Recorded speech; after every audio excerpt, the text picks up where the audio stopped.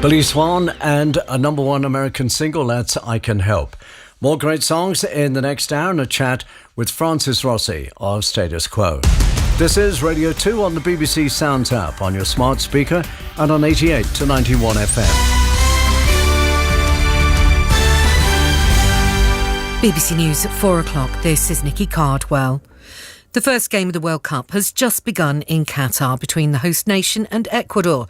Earlier, the opening ceremony at the main stadium in Doha featured a performance from Jungkook from the Korean pop band BTS and a surprise appearance by the actor Morgan Freeman. Football spans the world, unites nations in their love of the beautiful game. What brings together nations also brings together communities. We all have a story of football and how it brought us together.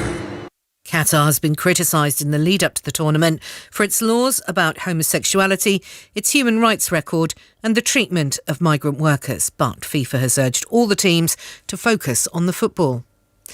The United Nations Climate Summit has ended with a landmark deal for developing countries, but disappointment that there was no commitment to further cuts in greenhouse gases.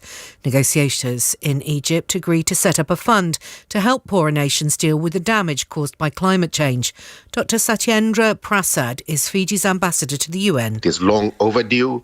It completes the Troika that is needed to respond to climate action. The Troika is that all countries need to be supported to undertake mitigation action, and they need those areas where you can adapt should be undertaking adaptation. 5 people have been killed in a shooting at a gay club in the US state of Colorado last night. Police say clubbers who tried to tackle the gunman were heroic. A suspect arrested at the scene has been named as 22-year-old Anderson Lee Aldrich. Detectives say they're investigating whether it was a hate crime.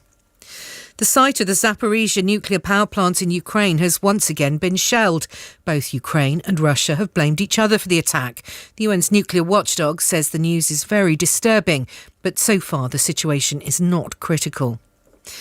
The Health Secretary, Stephen Barclay, has defended the government's decision to delay social care reform in England.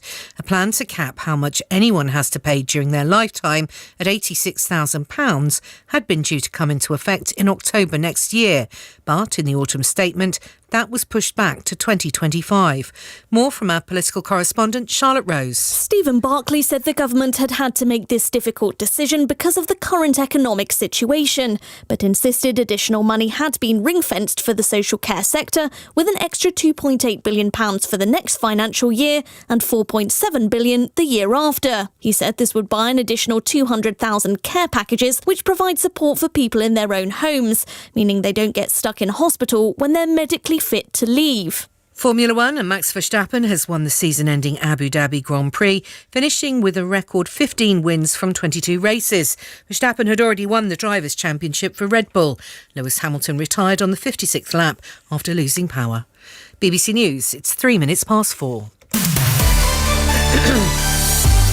Orna's here now with the traffic and travel news. Nikki, thank you. And first of all, to North East Scotland, Aberdeenshire with the A97. That's Aberdeen Road. It's closed in both directions, and that's because of flooding near the River Bogie through to the A96. And in Stirling, the A84, all traffic is being held. That's because of an accident which has happened. It's between Callander and Douan. And then the A92 in Fife, both directions still flooded there near the A91 at Melville Lodges roundabout. And then we've got delays on the M6 in Lancashire as you head south. It's from 33 Lancaster South down to 32, joining the M55 at the Broughton interchange. It's because of repairs to a bridge, and so one of the lanes is closed. And then further down, near the M65 at 29, through to Leyland at 28, more roadworks there, more queues, and queues backing up onto the M61 as well. Then the M6 in Cheshire, so it's all clear now. Knutsford at 19 to 18 at Holmes Chapel. That was severe delays after an accident which happened a while ago, but all lanes open now. The M6 all open northbound near the M69, but still queuing. That's at Junction 2. The M42 northbound, Junction 5 at Solihull, another accident there. That's near Birmingham Airport at Junction 6, so it's causing queues back to Junction 4 at Shirley.